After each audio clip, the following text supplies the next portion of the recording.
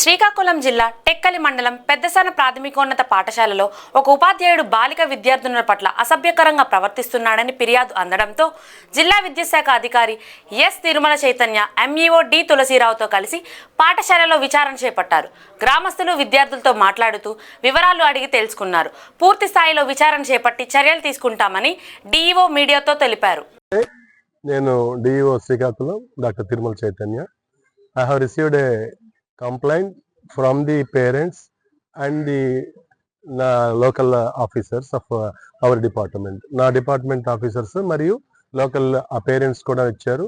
అలాగే పిల్లలకు కూడా ఇక్కడ వెంటనే రావడం జరిగింది. ముఖ్యంగా ఇది చైల్డ్ అబ్యూస్ అనేది బాగా కనిపిస్తోంది ఇక్కడ. మరి ఎందుకు అలా బిహేవ్ చేశారనే దాని గురించి పిల్లల్ని అడిగితే వాళ్ళు ఒకటే ఏడుచుకుంటూ కూడా చెప్తూ ఉన్నారు. దాని మీద పేపర్ మీద కూడా రాసిచ్చారు. అది చదువుతుంటే కొద్దిగా ఎందుకో ఇబ్బందికరంగా అనిపించింది. ఇంత సర్వీస్లో కూడా ఇలాంటివి ఎందుకు జరుగుతున్నాయో కూడా తెలియట్లేదు. అప్పటికీ మేము ఎంత అలర్ట్గా ఉన్నామో మీ అందరికీ తెలుసు. ఎక్కడ కనబడినా కూడా ఏ రకంగా క్షమించే పరిస్థితి కూడా మేము చూడటం లేదు. మరి ఇంకా అక్కడక్కడ ఇలాంటివి జరుగుతున్నాయి, దురదృష్టం. అయినా మేము ఒకటి మాత్రం ఇవ్వగలం, భరోసా ఇవ్వగలం.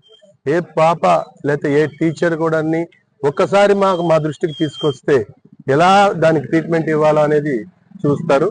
ఆ ట్రీట్మెంట్ అనేది కొద్ది సమయంలోనే మీరు చూస్తారు. కాబట్టి ఆ విషయంలో పదే పదే చెప్తూ ఉన్నాను. నేను ఒక జిల్లా విద్యాశాఖాధికారిగా ఒక విధంగా చెప్పుకుంటే అది మా రెక్కలలో ఆ పిల్లల్ని మేము పెంచుకోవాల్సిన పరిస్థితి ఉంది. మా పిల్లలు వాళ్ళు పేరెంట్స్ మా మీద నమ్మకంతో మాకు అప్పచెప్పారు. ఒక విధంగా కంటే నీరు కూడా వస్తుంది ఆ మాటలు చదువుతూ ఉంటే, ఇవి చేస్తూ ఉంటే. నేను ఒక తండ్రిగానో ఒక తాతగానో నేను మాట్లాడుతున్నాను, ఇక్కడ డిఓగా కూడా మాట్లాడటం లేదు.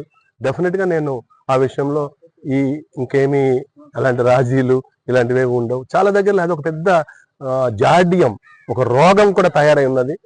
ఆ రోగానికి కూడా ఏం చేయాలో తెలియలేదు. ఇది సాంఘిక రోగం అని నేను చెప్తాను. దీనిని మళ్ళీ కప్పడానికి, దీన్ని మళ్ళీ చేయడానికి రకరకాలైన ప్రయత్నాలు జరుగుతున్నాయి. ఆ ప్రయత్నాలకి ఎట్టి పరిస్థితుల్లోనూ లొంగే పరిస్థితులు లేదని చెబుతూ ధన్యవాదాలు.